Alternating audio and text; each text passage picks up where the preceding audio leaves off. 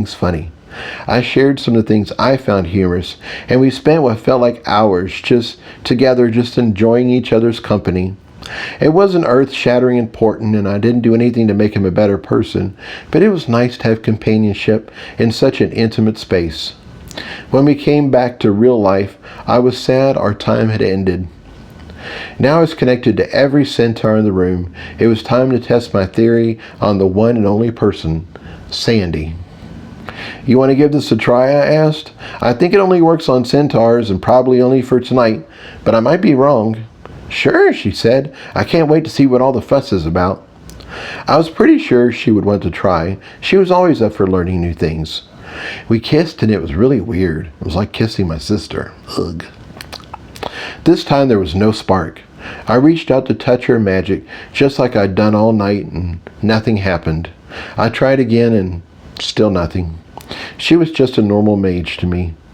Now I'd finished greeting everyone, the centaurs brought out the music and the dancing started. Sandy and I had so much fun, even though we weren't that good at it.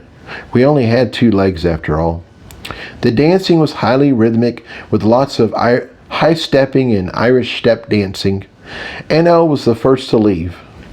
Apparently a nice handsome centaur had caught her eye and clogged his way into her pants. Well, not her pants exactly. They don't wear pants, but that was the right idea. She was all breathy and flush, and apparently she was really liking this new part of her life. Before she was healed, she couldn't high step like this, and gentlemen callers were few and far between. I'm thinking that mating customs must be very different here, as CL knew all about it and was very proud of her. Anyway, she said goodbye to us, as this would probably be the last time she'd see us for a while. I thought I would feel sad, but instead I just felt so happy for her.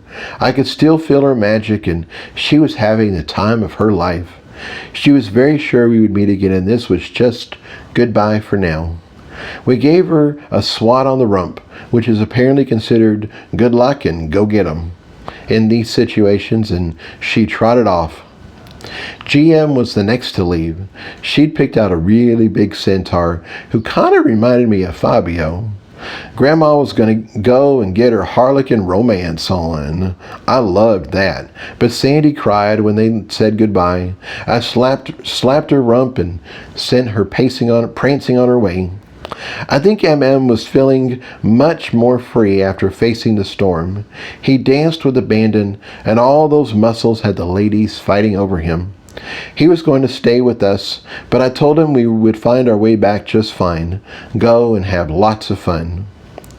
Once everyone started pairing off, the party wound down pretty quickly. CL and a few of the guards got us back to our rooms without any problems.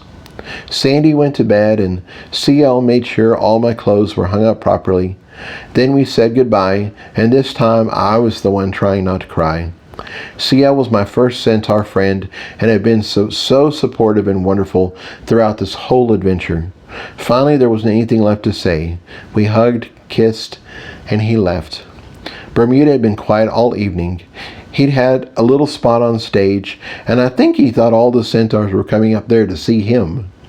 MM had put out some food for him, and he enjoyed some snacks. Now he was ready for some quiet time. We snuggled up together on the bed, and for a long moment I just rubbed his belly while he purred. I still felt a little sad, but finally I was settled enough. I kissed Bermuda one last time, and then rolled over and went to sleep. And that ends the chapter. So I hope you have enjoyed yourself, and I will see you next week when we tackle the Grand Circle. All right. Thank you.